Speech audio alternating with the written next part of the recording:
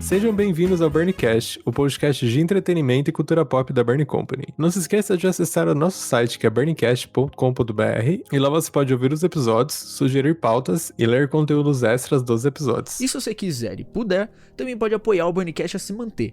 Basta acessar o burncast.com.br/apoie, que você pode escolher um dos apoios que nos ajudará a continuar investindo e produzindo conteúdo para vocês.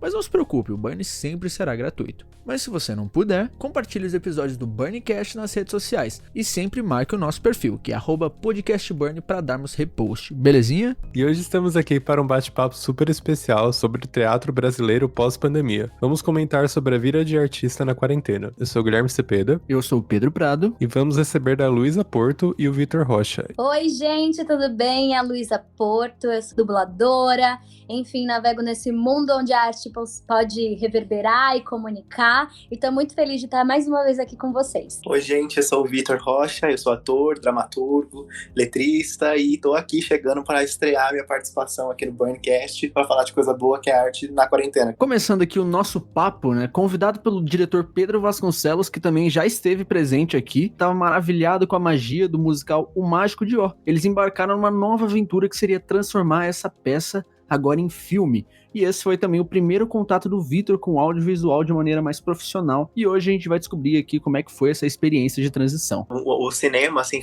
levar o mágico pro cinema foi uma aventura muito doida, assim, primeiro pelo contato, assim, que o Pedro proporcionou. Eu sempre brinco de falar que a gente ali, eu falo por mim, né, mas eu acredito que eu falo por todo mundo do elenco. A gente viveu um sonho, assim, de cinema, de chegar no cinema, aquele sonho que todo ator tem de chegar naquele lugar, só que sem nenhuma das outras coisas que esse meio também é famoso por ter, assim, sabe? Tipo, a nossa batalha foi construir o espetáculo, uma coisa que a gente acreditava, levantar o ensaio pós-ensaio, apresentação pós-apresentação, mas o convite foi feito, assim, com muita generosidade, com muito respeito, então, assim, foi uma coisa quase que, literalmente, um sonho. E estrear desse jeito, assim, foi extremamente especial. E acho que, eu falei, né, como eu falei, eu acho que eu falo por todo mundo, porque além de tudo, a gente brinca que o Mágico, ele acabou sendo a história de todas as pessoas que faziam parte dele. Cada personagem meio que falava pelos seus atores e até assim por mim, para Luísa, como idealizadores, enfim, é meio que a nossa história. E continuar isso no cinema com o convite do Pedro, que foi através de um projeto independente também, da produtora dele, a Boa Ideia Entretenimento, eu acho que não tinha como ser mais especial, assim, sendo muito sincero. Acho que é impossível que fosse mais especial do que do jeito que foi. Total, foi uma experiência única, assim, né, Vi? Porque essa história contada no teatro, ela tem um tipo de reverberação, né? Ela tem um tipo de atmosfera. E quando a gente levou para o sertão, ou seja, contar aquela história naquele lugar, né, naquele cenário, com aquelas pessoas, foi uma batida completamente diferente e única, assim.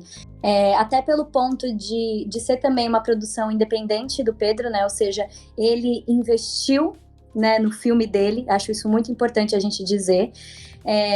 Então, nas gravações, era a nossa equipe do teatro junto com a equipe dele, que virou uma grande equipe que estava muito a fim de contar aquela história.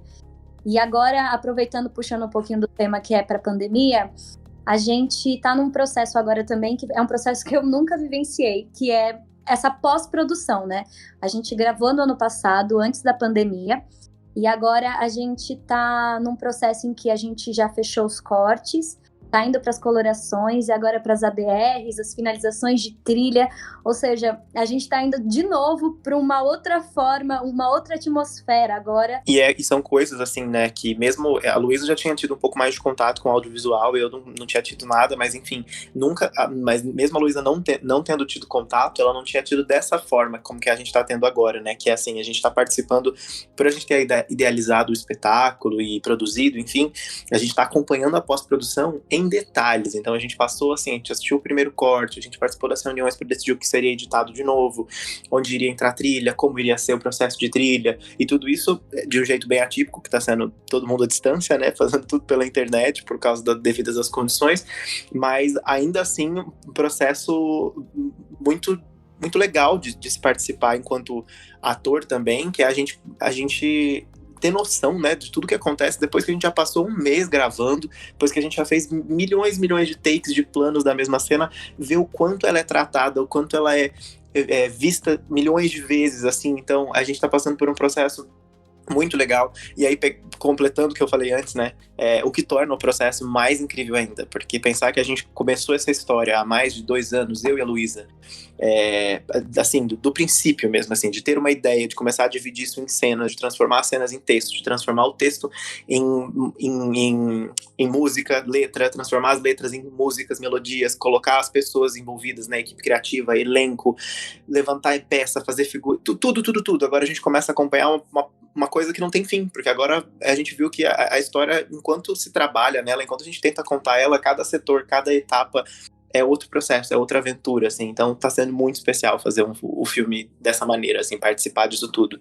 E aproveitando já que vocês puxaram pro filme e tudo mais, só pra gente introduzir, né, o Mágico de Oz, não confundo com o Mágico de Oz, né? Tem a história clássica da Dorothy, do cachorro, do Totó, que eles vão pra Terra Mágica e tudo mais, só que rolou uma brincadeira e levando mais ou menos esse espetáculo com um tom de cordel, né? E como que foi pra vocês fazer essa adaptação? Só para o povo entender qual que é a do Mágico de Oz. Então, o Mágico de Oz, ele é uma inspiração, ele é inspirado no Mágico de Oz, que nem você falou, mas é bem diferente ao mesmo tempo, né? Então, acho até legal você falar pra galera dividir uma coisa da outra, porque ele nasceu há muito tempo atrás, assim, um projeto que eu tinha na época da escola, com alunos, com crianças. A primeira montagem do Mágico aconteceu, na primeira versão do texto aconteceu em 2014, em Minas.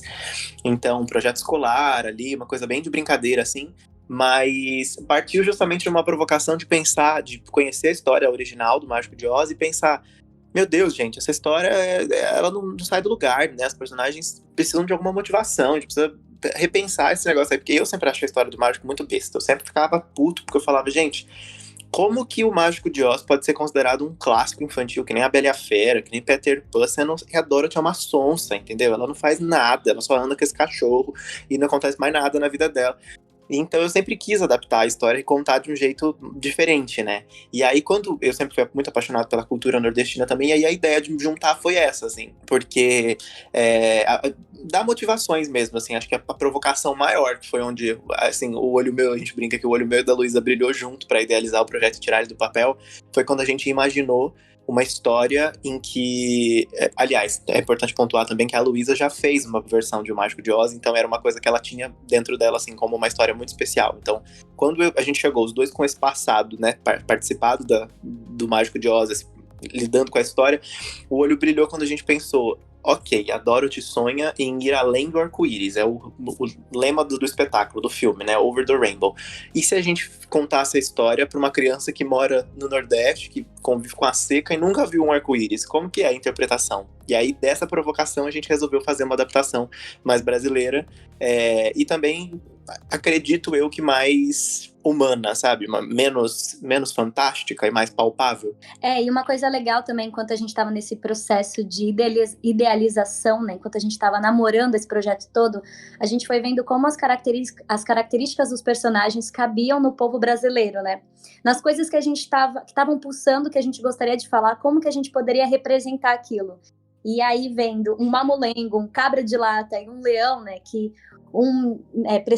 precisa de um cérebro, o outro de um coração e o outro de coragem, a gente viu o quanto essas figuras poderiam ajudar a gente a dizer... É tudo que o brasileiro tá precisando, né? Sabe? Isso foi muito louco, assim, porque a gente pensou muito no começo do projeto, né, Vi? E depois vestiu como uma roupa e a gente já nem tava pensando mais tanto nisso, e no resultado final aquilo brilhava, né? Tipo... Sim, eu acho que isso é uma outra coisa muito legal de processo criativo, né? Sempre que uma coisa entra em discussão num processo criativo, pelo menos pra mim, assim, sempre que isso se torna pauta, isso pode não virar o grande tema do espetáculo, o grande tema da obra que está sendo criada, mas isso vai respingar no resultado final, entendeu? Por isso que eu acho que é tão importante a gente, que os artistas pensem e discutam temas importantes, porque de alguma forma isso sempre vai resultar na sua obra, seja um espetáculo super cabeça, seja um espetáculo infantil, uma versão de um clássico em cordel para criança que ficou em cartaz às 11 horas da manhã, mas que tinha, né, que trazia todas essas críticas, esse olhar, de uma forma que nem a gente se lembrava de que estava tão latente, assim. Então acho que foi legal, Luísa, falar disso, porque realmente, assim, partiu de um descontentamento também nosso de querer falar de Brasil, ao mesmo tempo que a gente estava um pouco descontente com a gente mesmo, né, e de se olhar para isso e falar, pera, então, mas a gente vai ficar culpando, falando, porque o brasileiro é assim, porque o brasileiro é assado, a gente também é brasileiro, e o que a gente vai fazer sobre? Então vamos falar sobre isso. E o Mágico nasceu também dessa vontade de falar de Brasil olhando de dentro, assim, se colocando nesse lugar, que eu acho que uma coisa que a gente acaba vendo muito também em peça, em coisa, é pessoas apontando o dedo, sabe?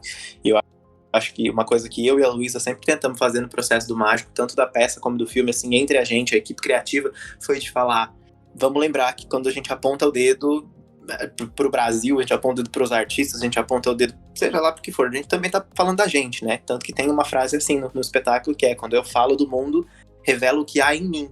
E aí a gente sempre se cobrou muito nesse sentido, de criar uma coisa que conversasse com a gente sobre o que a gente queria conversar também. E uma coisa que vocês falaram é muito bom, esse lance de você trazer uma obra clássica, né, que é lida como clássica, por mais que, como o Vitor falou, tenham muitas ponderações a serem. É muito importante ver esse lance de você ressignificar as coisas, né, de você adaptar as coisas conforme o contexto. E é uma coisa que eu vejo muito na área acadêmica, por exemplo. No Twitter, principalmente, eu vejo muita gente, às vezes, que faz parte da academia, né, que é universitário e tudo mais, não falando em arte nesse momento, mas falando de conceitos filosóficos, sociológicos e tudo mais, e é uma galera que, às vezes, não conversa com a base que precisa ouvir aqueles conceitos, sabe? E aí existe, por exemplo, gente como o Chavoso da USP, sabe? O cara que adapta todos esses conceitos que é super uma parada fechada numa cultura mais elitista e tudo mais, e adapta isso pra base, sabe? Pro povo que precisa consumir aquilo, precisa gerar essa reflexão, e a arte também entra nisso, né? O povo acha que a arte não... É realmente uma coisa que eu li até a gente até vai abordar essa matéria aqui, que é o fato das pessoas não verem o artista como um profissional, né? As pessoas observam o artista como um apaixonado. E sim, cara, ele é um apaixonado pelo que ele faz, mas ele também é o trabalho dele, né? Eu acho que tem uma coisa assim que é muito importante, isso que você falou, eu acho extremamente importante que isso seja falado e que a gente sempre fale sobre isso, porque eu sempre falo que existe a responsabilidade por todos os lados. E aí existe a responsabilidade, sim, do público, de cada vez mais aprender a valorizar, né? E ver, sim, a arte como trabalho, isso que a gente cobra tanto, que a gente fala, porque eu também trabalho, minha profissão também importa, não sei o que a gente vive dando cabeçada, né? Mas existe uma outra coisa que é o seguinte, e aí é onde eu gosto de... sempre falo pra Luísa, sempre falo pra quem trabalha comigo me conhece, sempre tô batendo nessa tecla de que, assim, dando um exemplo muito prático, a gente passando pela pandemia, a gente viu o quanto o artista tá ali, assim, como, né, se não tiver, tudo bem, ninguém se importa, né, foi isso que a gente percebeu, assim, que danem-se os artistas no meio disso tudo, pra que arte, pra que filme, pra que teatro, e todo mundo meio que sentiu isso. Só que aí vira uma grande bola de neve onde a gente começa a culpar as pessoas porque ninguém valoriza. Só que aí você para olhar e ver que ninguém tem acesso. E se a pessoa não tem acesso, não tem presença, né, não tem presença dessa cultura, dessa arte na vida dela, é óbvio que num momento desse ela não vai sentir falta disso, ela não vai, tem que ter dinheiro para isso, que tem que valer o artista, que ligar para o desemprego dentro da arte. Então, é importante sim que a gente trate o teatro, trate a coisa, todas as pessoas. Então, se você também, enquanto artista, tem a sua profissão como um glamour, como uma coisa, né, tipo, que não é real, as pessoas que vão olhar de fora também vão ver isso como uma coisa, como uma paixão, que nem você falou, achei muito bom, muito bem colocado, assim, né, todo mundo olha pra gente como apaixonados. Sim, somos, mas tem que mostrar que além de apaixonados, somos trabalhadores, né. E eu acho que isso vai, enfim, se constrói milhões de coisas pra gente ficar falando sobre isso aqui muito tempo, mas eu acho que esse entra, inclusive, um pouco desse pensamento entra no Mágico, em outros trabalhos meu, que nem o Cargas d'Água, o próprio Cessa Minha, que é o de mostrar cada vez mais pro público que a arte que a gente faz com tanta paixão também fala sobre ele. É isso que você falou, assim, a pessoa não entende filosofia, não entende sociologia, mas porque você está explicando numa língua que ela não fala, mas ela vive isso na pele, ela sabe o que é, ela passa por isso também. Então, se você explicar para ela na língua dela, ela vai ver que isso importa. Eu acho que é aí que entra o mágico, por exemplo, entendeu? Você fazer um espetáculo, o Mágico de Oz, trazer o Mágico de Oz lá da gringa e montar com, sei lá, 12 milhões e não sei o quê, e o ingresso que uma pessoa jamais vai ter o dinheiro para comprar. E ela não vai sentir que isso pertence a ela, muito menos que isso precisa da ajuda dela para continuar existindo, para continuar sendo, né, possível. E quando a gente faz um espetáculo desse, a gente consegue, enquanto produtores, a gente conseguiu montar um projeto que o ingresso era mais acessível, mas nem só por isso. Falando da própria história mesmo que o ingresso não fosse tão acessível assim, uma pessoa que vai lá, assiste aquilo e vê que a gente falou, sei lá, sobre um parente dela que de repente deixou o Nordeste há muitos anos atrás e veio pra cá, de alguma forma isso vai soar mais importante e mais dela do que qualquer outra coisa. Então eu acho que é uma responsabilidade que tem por todos os poros, assim, todo mundo tem junto, tem o produtor que tem que deixar isso acessível em questão de história, em questão de preço, de acessibilidade mesmo, tem do público, tem que começar a olhar com esse carinho, e do artista que cria também, né? Porque eu poderia ter criado uma coisa que falava só comigo. A gente vê quantas peças aí que é ator falando pra ele mesmo. Né, essa foi uma batalha muito linda, assim, que eu me orgulho muito da nossa história, que a gente conseguiu, né, mesmo fazendo um teatro independente, a gente conseguiu fazer um valor muito acessível. Então as pessoas, elas iam 7 vezes, 8 vezes assistir, e tava tudo bem. Cada vez que iam, levava a mãe, a avó, a tia, o amigo. E isso possibilita porque significa que você tem um preço acessível, a pessoa pode voltar, pode trazer outras pessoas, e a gente tá falando de cultura popular, né, brasileira. Então também era uma coisa que a gente falava muito antes do projeto iniciar, tipo, tem que ser acessível, como a gente pode alcançar mais e mais pessoas, né? E isso, no final, o Vitor falou isso, que é uma verdade. Existe também esse lance de dar murro em ponto de faca, né? A gente fala tanto que as pessoas não entendem. Só que, cara, se você for ver, às vezes se você for fazer um show gratuito, quem precisa daquele show gratuito vai estar presente. Se você fizer tudo bonitinho e tudo mais. A maioria dessa galera que chuta o balde, né? Chuta o pau da barraca pra afirmar ser artista, né, não é uma profissão, é a classe média brasileira, sabe? É aquela galera que não precisa do gratuito, mas também que não teve contato com políticas públicas que fomentassem o interesse deles nessas artes. Exato. Sabe? Quem tá falando que a galera que fala, né, que eu não importa e não sei o que, é a galera que paga R$500 pra ir num show internacional, mas não paga 30 pra ir numa peça, entendeu? O melhor, que paga R$500 pra ir no show do Jota Quest, amigo. Também. É dura. A realidade bate às vezes forte. O pessoal fala que tá na tortura na quarentena, o pessoal tá pagando pra ser torturado, né? Nesse caso aí. E pagando caro ainda, né? Enfim. Mas a questão é, eu afirmo isso, eu mesmo, sabe? Eu era uma pessoa que eu não via graça em musical. Eu não entendia o hype em musical. E eu confesso que ainda assim não é o meu gênero predileto.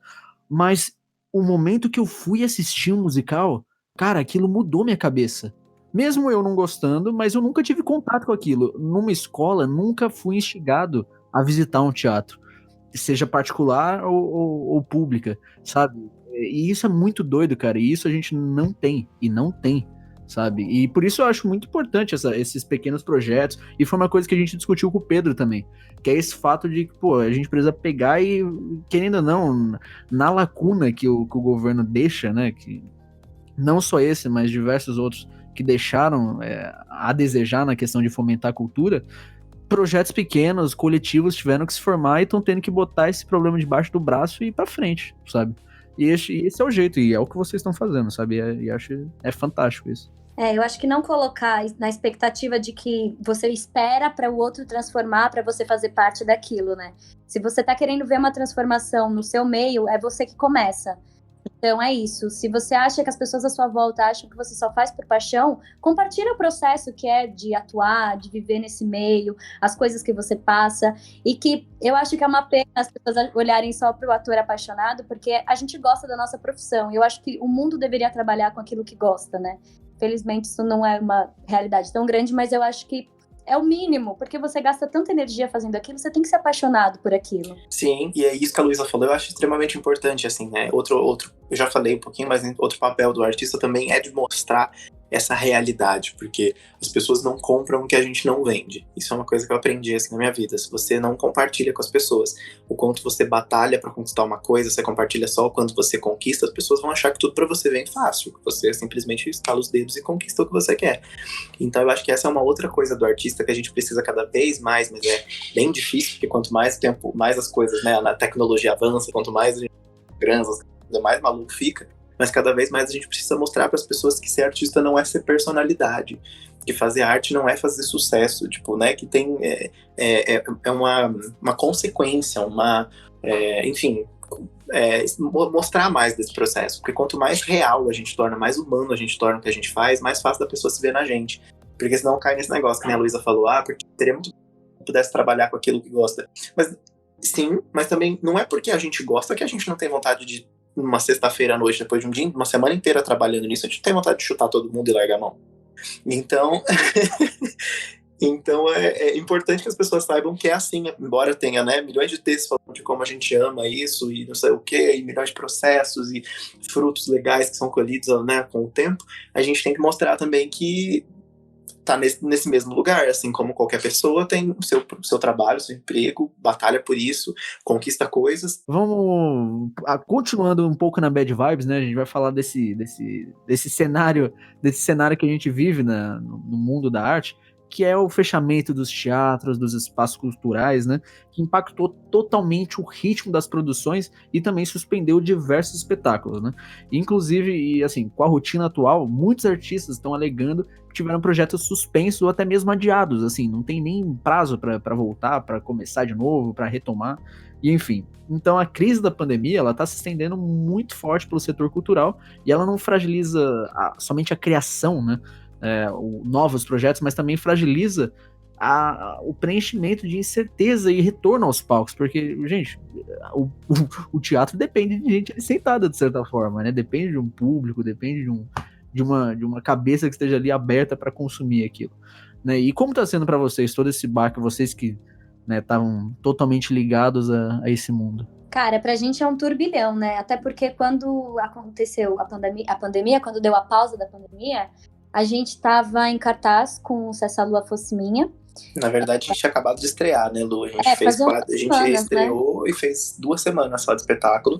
E a gente foi, assim, acredito que nós fomos um dos primeiros espetáculos a parar. A gente parou antes de sair o decreto oficial. Então, a gente foi assim, foi ensaiar, estrear, fazer uma sessão, acabou. Foi bem triste nesse sentido, assim. E parou tudo. E é um elenco de 14 pessoas, mais os músicos. Então, era muita gente em cena. De fato, não tem como. Por mais que a gente reduzisse... Não teria como, né? A gente parou. E o Mágico também já estava com pauta agendada para... Ou seja, para tudo, suspende tudo. Começou a pandemia, começou a quarentena. E eu e o Vitor, a gente... Né, nosso cérebro derreteu junto nisso tudo. Tipo, o que fazer agora, né? Como agir daqui para frente?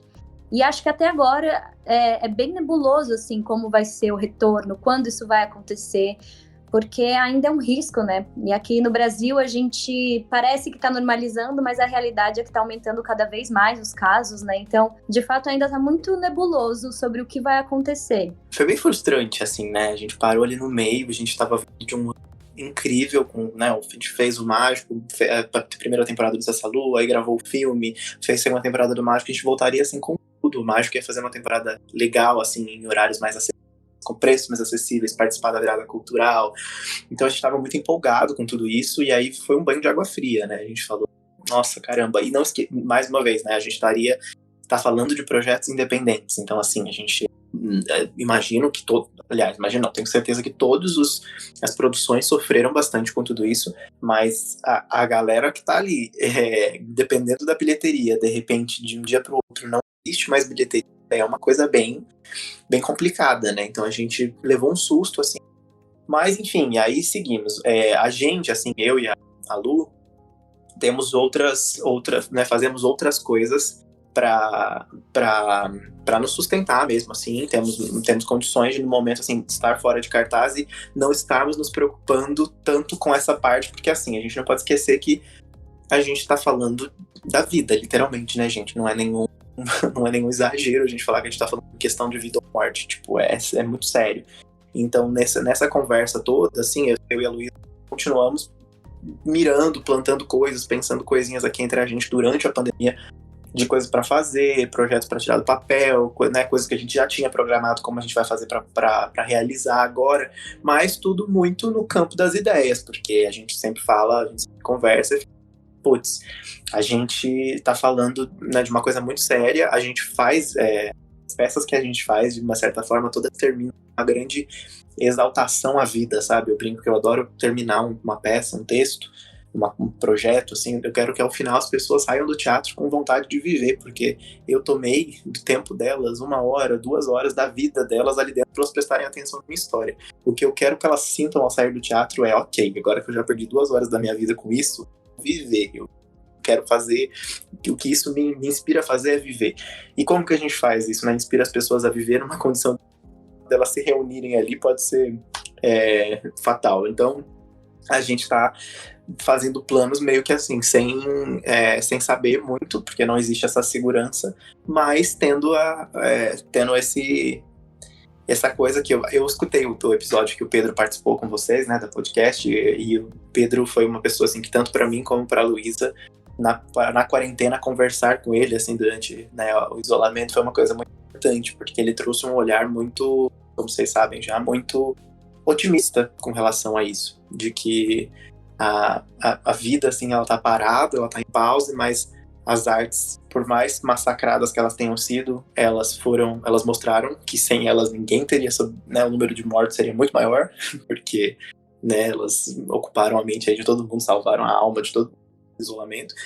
E também porque depois que tudo isso passasse, gente, acho que eu falando por mim como pessoa, agora que falando nem como artista, eu não vejo a hora de poder sentar no cinema, poder sentar num teatro, poder assistir alguma coisa, ter uma experiência diferente do que ligar a tela do meu computador. Mas acho que uma coisa legal, assim, que eu e o Vi, a gente se olhou no meio dessa pandemia, é do tipo, tá, vamos esperar o mundo voltar e decidir como é que será um retorno do teatro, ou vamos começar a borbulhar as nossas ideias que a gente deixou na gaveta há um tempo. Então, isso também, de alguma forma, né, me salva, como a arte me salva porque me faz imaginar, criar. Nesse momento em que eu fico triste, eu penso que a minha carreira no teatro acabou, eu tô borbulhando um monte de ideias, histórias que eu acho importante contar. Isso, e duas coisas, né, Lu? Primeiro entra o lance que a gente já conversou muito sobre a questão de que a gente lamenta muito, né, assim, não só como artistas agora, mas como ser humano. A gente fala muito sobre como a gente queria ter tempo, né? Eu sou uma pessoa que, ano passado, tudo que eu falava, gente, eu precisava de mais 2 horinhas no meu dia pra conseguir fazer coisa.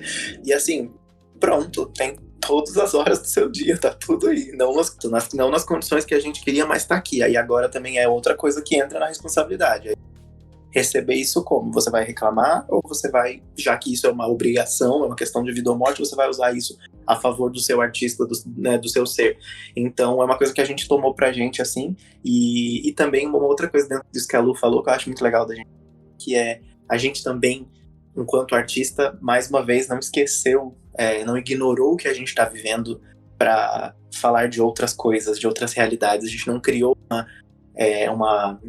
uma fantasia, um próximo sonho, ignorando o que a gente está vivendo. Pelo contrário, o próximo projeto no meio da Luísa nasceu justamente do que a gente está sentindo no isolamento, com milhões de metáforas de como isso vai ser representado, né? Não vai ser ninguém na pandemia, não vai ser ninguém trancado em casa, mas o que a gente sentiu, como a gente comunica isso que a gente está sentindo para que outras pessoas que também possam estar sentindo.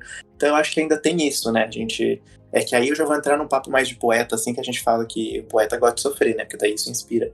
Mas não podemos esquecer que quando a gente passa por essas coisas também enquanto artista, a gente está trazendo vocabulário, digamos assim, né, para o nosso trabalho. E aí cabe a gente usar isso depois pro bem, né? Eu fico um pouco preocupado com essa questão da volta, porque tudo tá voltando como se nada tivesse acontecendo, inclusive academias e afins, né? E o pessoal do cinema, eu vejo que eles estão, principalmente o Nolan e a Warner, já tô fazendo crítica aberta mesmo, porque a Warner e a Disney, o resto é de outubro pro ano que vem. Eles estão querendo voltar a qualquer custo, né? Então tá bem complicado isso daí. É meio duro julgar isso, né? Porque a gente não sabe a realidade de todo mundo, né? É muito complicado. Eu sinto que a galera do audiovisual, da arte, da cultura, tá segurando e, assim, tá se ferrando com isso também, né? Porque estamos parados, não estamos de onde tirar as outras coisas. É isso que o Vi falou. Graças a Deus, nós somos privilegiados em trabalhar com outras coisas ao mesmo tempo, que tá dando para segurar isso e a gente tá conseguindo elaborar os futuros projetos. Mas essa é uma realidade nossa, né? Na grande maioria, não. Então, e uma coisa que eu ia puxar também é que existe hoje um movimento que também já tá se enfraquecendo, que no início da pandemia surgiram as lives, né, que aparentemente iria salvar a vida de todos na quarentena. E, de fato, as lives ajudaram bastante coisa, né, elas são ali... a gente até comentou no episódio com o Pedro que muita gente às vezes assistiu um show completo ali do seu artista através de uma live porque o cara não tinha dinheiro para ingresso. E isso Exato. É válido, é extremamente válido. Só que eu acho que... Com certeza. precisa... O fomento que isso cria, né, gente? A gente não pode esquecer que, cara, o que a gente avançou em termos de acessibilidade, Tecnologia, de comunicação, né? De tecnologia com isso, gente, é absurdo, absurdo. Pois é que aí, a partir disso, nasce um movimento de gente que acha que o digital pode, de fato, fincar e desfazer o presencial, sabe? Principalmente no quesito de ajudar na quarentena os artistas. Porque se a gente for pensar num evento, num teatro, todo digamos assim, o lucro que roda ali vai além de só os artistas, gente. Tem a atendente, tem a moça da limpeza, tem o cara da iluminação, tem o cara do som, tem o segurança, sabe? E essas pessoas, querendo ou não, elas não ganham com live, sabe? E por isso eu falo que, assim, é aquele lance. A gente tapa um buraco, destapa outro. Não quer dizer que um esteja errado, né? Mas a gente precisa só realmente prestar atenção nos problemas, né? Com certeza, mas isso que você trouxe também, acho legal você falar das lives, né? Que começou nesse negócio de live, tudo, e depois de um tempo a gente tava Deus me live, né? Porque era live por tudo quanto é lado. Então, eu acho que... E tem uma outra coisa que a gente sentiu nisso, que é o lance do público, né? Porque todo mundo ali podia fazer live, mas não é todo mundo que tinha público, porque era muito conteúdo. Então você fala, será que o digital fincado, ele se sustenta? Já sabemos que não, porque vai muito além de um artista o que precisa, né, para se fazer um evento, uma produção, enfim. Ele ali ligado com a câmera do celular dele vai ser legal uma vez, 2 vezes, 3 vezes, na quarta a gente vai falar, meu Deus, ele tá falando sozinho, cantando, não vai ter nada de diferente, não vai ter...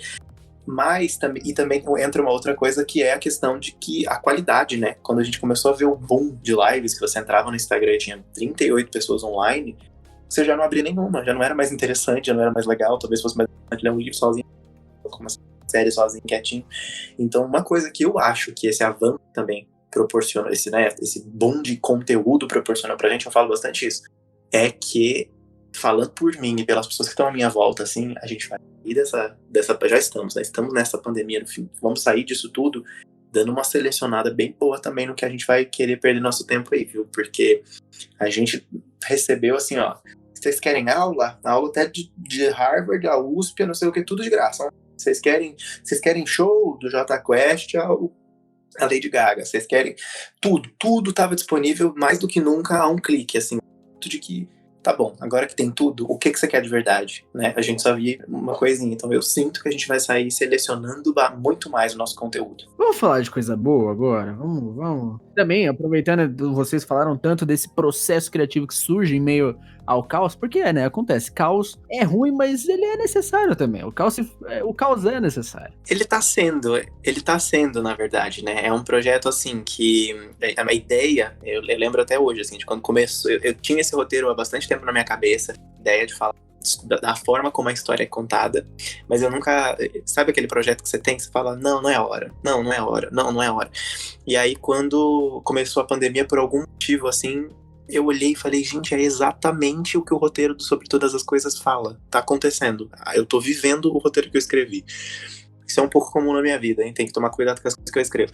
Mas, e aí, eu lembro de conversar com a Luísa e falar, Luísa, essa é a história e tal. E a Luísa falou, amigo, esse é a história do que tá acontecendo. Só que aí veio uma provocação também de, tipo, mas como fazer com que isso não seja só mais um filme, né? Só mais um processo. Fazer uma coisa diferente e que seja uma coisa mais viva, né? No sentido de que se a gente estava vivendo, como fazer isso? Aí veio a ideia de fazer um filme coletivamente, né? Então, eu e a Luísa, a Luísa até me ajudou, assim, na página do roteiro, assim.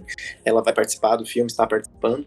E a gente tá entendendo como as coisas estão acontecendo, porque assim, se eu fosse terminar o filme, né, coletar tudo e terminar ele há um mês atrás, quando eu achava que a pandemia ia durar 2 meses só, não seria um retrato real. Então, tá sendo um processo, assim, bem de ir vivendo, entendendo como tá sendo e transmitindo, traduzindo isso pro projeto. Então, a minha ideia é terminar quando a gente tiver terminado também, né? Não sei se isso vai ser possível, mas a ideia é fazer um retrato real e coletivo, que não tenha só o meu olhar, porque pra mim a pandemia mostrou muito disso, assim, mais do que qualquer experiência que eu já tive na minha vida, assim, que eu senti na pele de ver um acontecimento por muitos pontos de vista, né? A gente tá vendo que a pandemia, ela afetou todo mundo. Teve uma pessoa que não foi afetada pela pandemia. E a gente viu os milhões de tipos de olhares que a gente pode dar pra uma única coisa.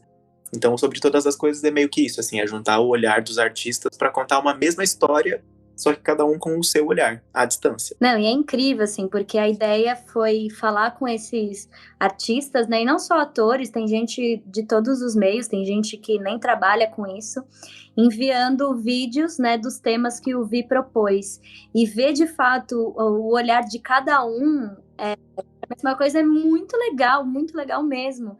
E é louco porque eu, sobre todas as coisas, lá no começo a gente tinha uma ansiedade de tipo, vamos ver, a gente tem que fazer, porque não sei o quê, e os vídeos não mandaram um vídeo, a gente tem que ir atrás.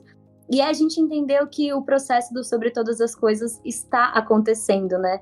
Então, não é ter uma ansiedade, sim, é perceber o agora, perceber o que está acontecendo em volta, porque isso faz parte da história que a gente está contando. Mas esse lance que vocês falaram da perspectiva de cada corpo e cada mente sobre tudo isso que a gente tá vivendo é muito doido e muito necessário, porque é uma parada que eu até tava estudando esses tempos, que rola, e na verdade não é algo de agora, é algo que vem aí há muitos anos, que é um negócio que chama a perda do presente, e também tá atrelada à perda da autopercepção, que é muito doido, conforme a mídia, como a gente conhece, principalmente internet, televisão e tudo mais, ela vai progredindo, cada vez mais nós somos tão bombardeados com histórias, narrativas, informações que nem sempre são benéficas para a forma como a gente pode enxergar o mundo, e isso muda a gente às vezes, e a gente perde às vezes a visão de nós, de quem nós somos, onde nós estamos, para onde eu quero ir, o que eu acho, sabe?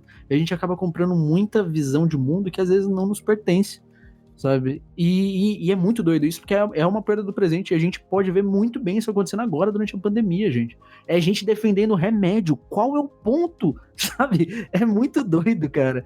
É muito surreal. E a gente sente que a internet, cada vez mais, né? Você pesquisa, ela traz pra você segue um conteúdo, então é aquilo que chega, você escolhe o que você vê. Cada vez menos a gente assiste o jornal que fala sobre tudo, né? A gente segue, tipo, o canal que fala do jeito que você gosta de ouvir aquilo. Então, cada vez mais a gente se fecha no nosso próprio ponto de vista, no nosso próprio, na nossa própria ideia, né? Então, eu acho que o lance da pandemia, de ponto de vista, não para um lado bom, para um lado ruim, infelizmente. A gente viu como as pessoas se fecharam no seu mundo, né? Então eu acho que o papel da arte, que sempre foi o de criar empatia, de mostrar outros pontos de vista, se tornou 3.000 vezes mais importante, assim, de falar, ei, não tem só esse jeito de olhar para esse problema. Olha daqui, olha desse lado, olha como é absolutamente diferente do que você está pensando. Então acho que foi muito legal disso que você falou, assim. A gente vai perdendo a noção, né? A gente vai entrando no nosso, assim, e vai esquecendo que existe outras pessoas no mundo, outro jeito de acontecer as coisas. E chegamos ao fim de mais um episódio do Burncast. Gostaríamos de agradecer você por ouvir até aqui, e lembrando que o podcast está disponível no Spotify, no Deezer e em outras plataformas de streaming de áudio. Queria muito agradecer o convite, é sempre uma delícia estar aqui conversando com vocês, que sejam por todos esses temas que precisam reverberar. Sigam lá no meu Instagram, que é Luísa M. Porto. E espero que vocês fiquem bem nessa quarentena, que a gente se encontre, que o teatro sobreviva, assim como ele sobreviveu ao longo dos séculos.